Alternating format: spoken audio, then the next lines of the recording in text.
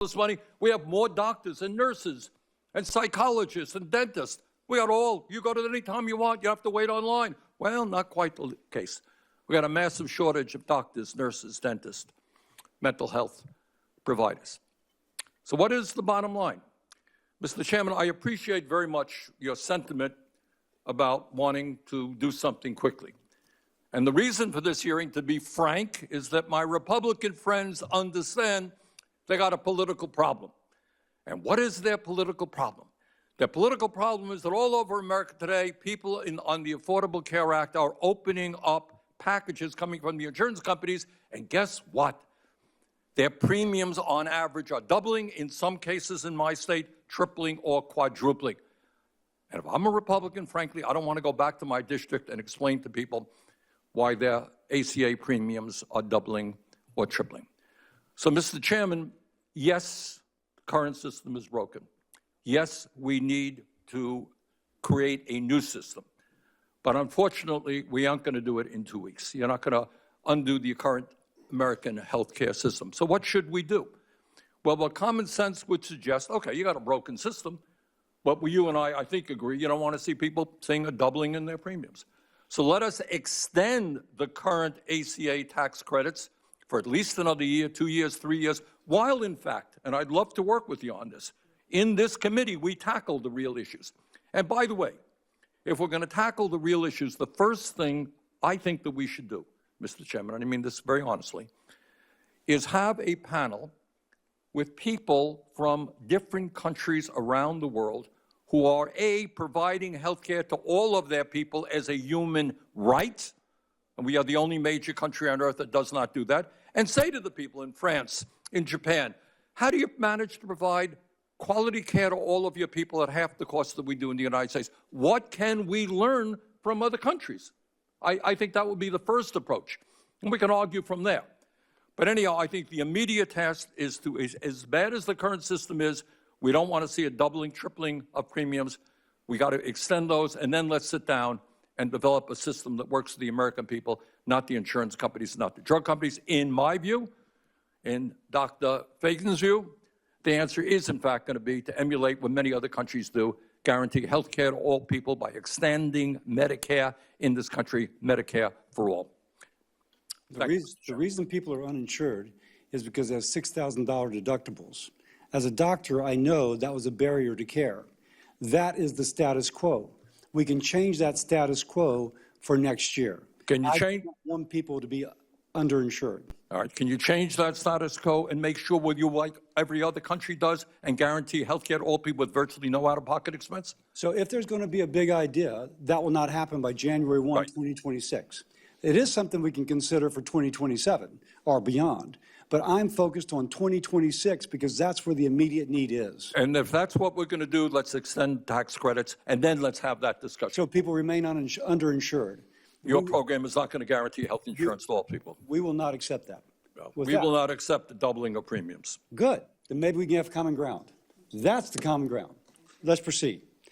I will now introduce our first witness, a good man. Where is my...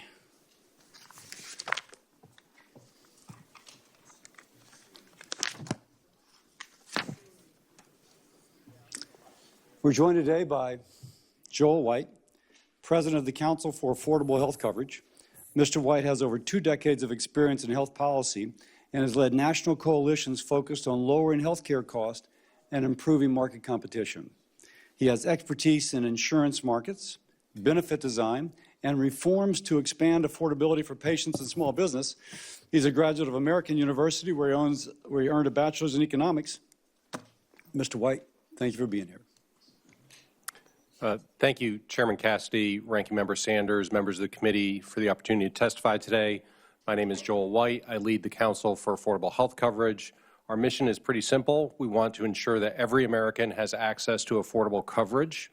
And I'm here to say the cost of health care is a threat to our economy. It is an escalating burden on our families and businesses.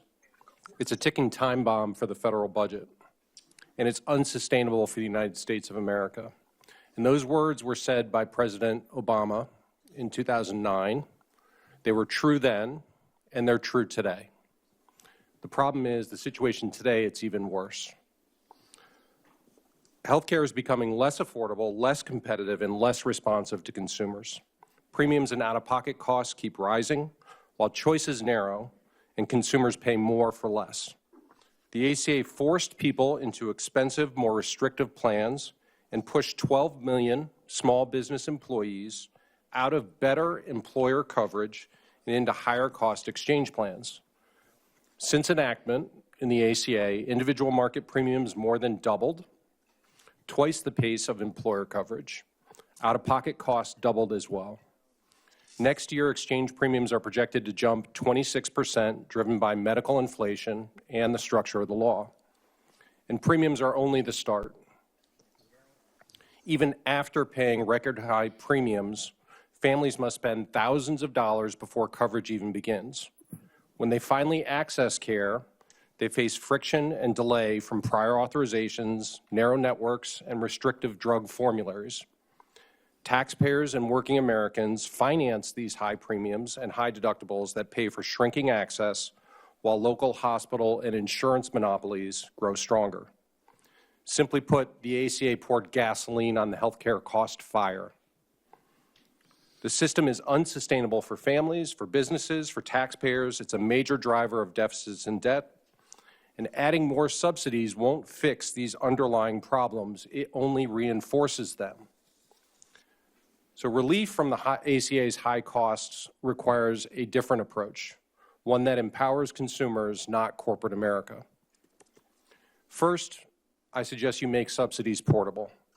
Let individuals use federal tax dollars to buy coverage or care arrangements that work for them. First dollar coverage, direct primary care, lower premium plans, services at transparent cash prices.